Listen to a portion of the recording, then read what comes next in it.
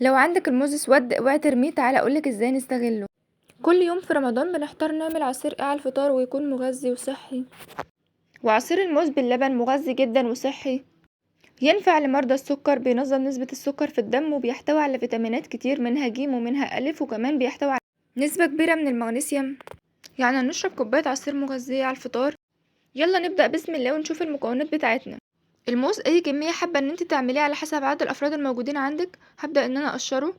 القشرة هي اللي سودة لكن الموزة من جوه بيضة وجميلة. هقشر كل الكمية بتاعتي وبعدين هجيبها اقطعها اي تقطيعة عشان تسهل معايا فرمه في الخلاط. وبعد كده هجيب الخلاط وانزل بالموز بتاعي واضيف عليه كوباية ونص لبن ونص كوباية مية ونص كوباية سكر ورشة فانيليا وعصير نص ليمونة. نص الليمونة بتحافظلي على اللون عشان ما يسودش وكمان ما بتأثرش على الطعم. في التحلية ممكن تستبدلي السكر بعسل النحل او تستغني عن اي عسل وسكر واي تحلية وهيكون صحي اكتر. هنديله فرمتين 3 معايا في الخلاط.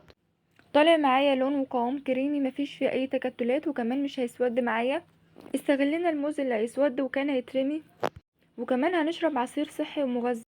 اتمنى تجربوا الطريقة دي وتقولي رأيكم. ما تنسوش اللايك وتفعيل زر الجرس عشان يوصلكوا كل جديد. كل سنة وانتم طيبين ورمضان كريم.